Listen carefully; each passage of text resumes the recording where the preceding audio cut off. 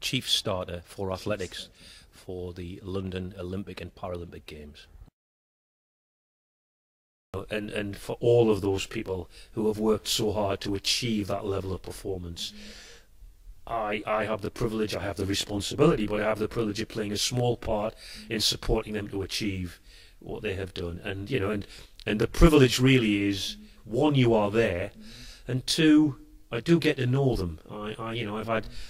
As an ordinary member of the public, I've met people who are global heroes, and I meet them as ordinary human beings.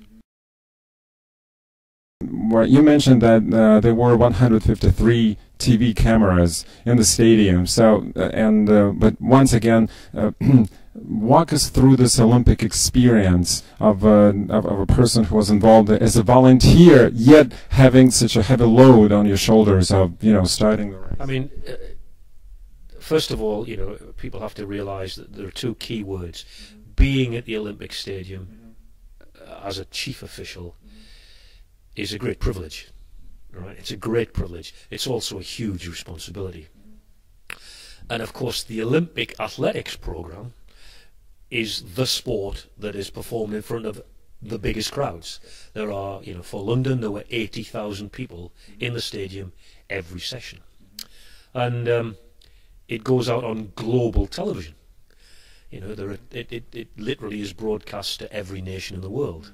And there were 153 television cameras in different positions in the stadium to be able to cover everything that was happening. Now, not all of those cameras are working simultaneously. Obviously, the director will be switching from one shot to another depending on the event. But part of my role as a senior official is that I'm one of a very small group of 5 people who are allowed to keep their mobile phones on in their pocket. Only on vibrate, and that's really in case there is an emergency. A small group of us can be contacted to coordinate whatever activity needs to happen. In fact, for the Olympic Games, people were checked before they went into the arena for that very reason, because if you imagine, not only are there 153 television cameras, there's probably 4 times that many microphones. So a mobile phone going off, it can be embarrassing. Anyway, during one event, my mobile phone went off and was vibrating, and I immediately thought, whoa, something serious is happening. So I went into a quiet area at the edge of the track and took my telephone out, and I had a text message, and it said, "Alan, please don't scratch your backside when the TV camera is on."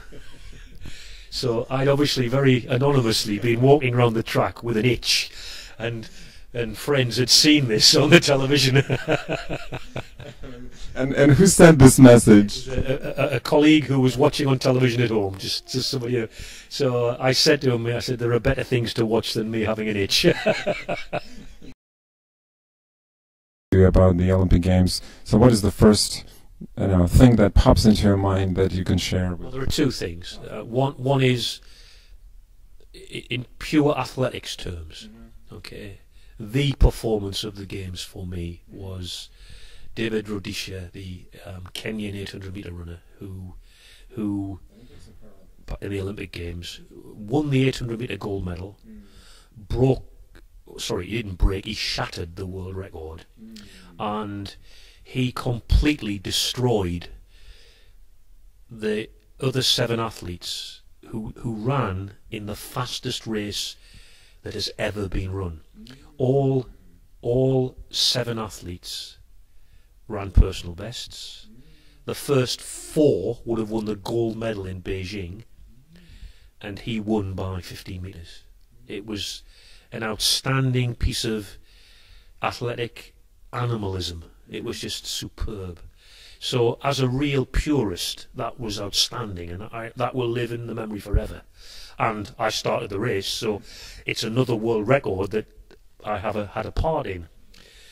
But I think the great impression that I take away from London as a proud British citizen is the way that my countrymen rose to the games of 2012, both Paralympic and Olympic Games. the atmosphere they created and the welcome they gave to the world and the sportsmen of the world was fantastic. Something that made me very, very proud of being British. My accent is known as Geordie. It's a colloquial dialect from the northeast of England where I was born, and it's very famous in the UK. We're famous as a group of people who are generally working class, but who also have a good sense of fun, and it's something I suppose I'm never going to lose. Yeah, it's Buckingham Palace.